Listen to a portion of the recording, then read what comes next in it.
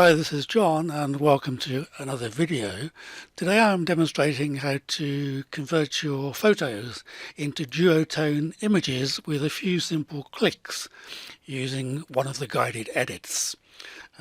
We've always been able to use gradients, but it's been quite complicated in the past, and now we can turn our images quite quickly with a few clicks into nice duotone images or works of art. And we can play with the sliders to tweak it to our own liking. We can also add shapes to give a duotone and black and white effect. So what can we do with these? Well, we can make a poster or a meme or a greeting by adding text. We can upload to social media, or we could make a print or a funky piece of wall art. This is the duotone effect in Photoshop Elements. So let's dive into the editor and see how it works. So I have this nice photo of kids on the beach running around and enjoying themselves. And I've opened it, it's come into the expert mode. And for this video we need to go into guided. So click on the guided tab on the top ribbon. And then we want to go into the Fun Edits tab. And here you can see the duo effect. It's just simply one click and that will launch the photo into the duotone interface. There's really just 4 simple steps, and we start by the size option. And we have a number of presets such as Instagram post, stories, presets for Facebook and Twitter, and regular photo sizes. If you want to keep your original size, simply click on original and it will keep the aspect ratio of the photo. I'm actually going to go back to Instagram post because I want to create a square image, and it's possible to move the cropping box around to change the composition. Something like that will be fine, I think. So click the green check mark and then we're ready to move to step number 2. In step number 2 we have these 6 presets for duotone and 2 buttons, one for normal, one for gradient. The normal will apply the duotone to the entire image, so let's just click the first one. And you can go through these one at a time to see what type of effect you will be creating just with a single click. And most of them produce a pretty good result. You can also tweak the sliders to increase the compositional or tonal changes, and you can see the kind of effect that you will get. We also have the opacity slider. I mean, moving it entirely to the left will change the image to the grayscale. This has been created automatically under the hood, and then pushing the slider to the right will gradually bring in the duotone effect. You can do this in steps to see what you like, well, your personal choice, and I think I will leave it somewhere like that. Also, we can use the gradient tab, and each one of these will apply an effect across the image from left to right. You can see the way the graduation is working across the entire image.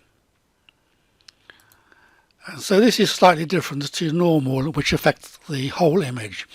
When you're using the gradient tab, you can also change the angle to change the effect, and you have several drop downs like radial, angle, and again by changing this angle, moving it around the angle dialog, you have endless possibilities to create something totally unique.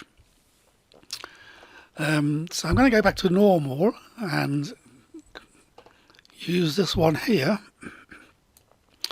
You don't actually need to stick with the applied colours. If you click on the one of the colour tabs, like this colour 1 button here, it brings up the standard colour picker.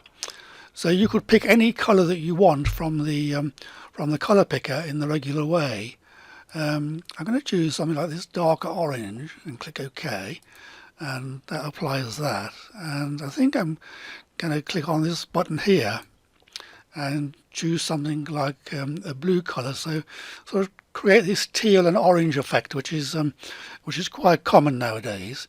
And again, you can play with the sliders to your heart's content to get the kind of effect that you're looking for. Change the opacity. Well, you get the idea. Now step 4 is the final step, which is to select a shape. This is optional, you don't have to use it if you don't want to, but you have these various buttons, and you can see by clicking each one it produces an overlay. I quite like the circular one, and you can move the box around to get the effect that you want. This one is kind of circular with a ragged edge, and this is a standard square shape in the center of the frame. So when you've finished and you've got the duotone according to your own liking, just simply click the next button, and what I suggest you do is go into expert mode. I mean, this gives you further options. You can obviously use the type tool if you want to add text. And I just want to show you what's been created under the hood. You know, we have these layers. The original background image, Adobe have automatically created a grayscale layer, changing the duplicate copy to black and white, and then it's applied a gradient map on top of everything to give the duotone effect. So that's all been done automatically under the hood.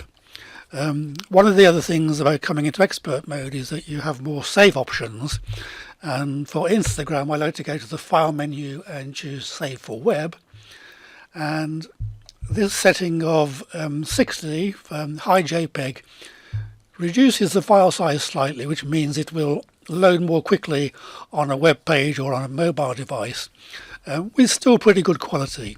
It means I can also change the size. This was quite a large image to start with, so I'm going to change it to 1080, and because it's linked, the width and the height automatically changes to 1080, and I can simply click the save button to finish that off. Anyway, I hope you like this quick video, and if you do, please click on the like button. It also helps if you subscribe for me to continue making these free videos for this channel. There's no cost involved in subscribing. It's just like creating a playlist or a bookmark for my videos. So please think about doing that if you haven't done so already. And once again, thanks for watching, and see you next time. Bye bye for now.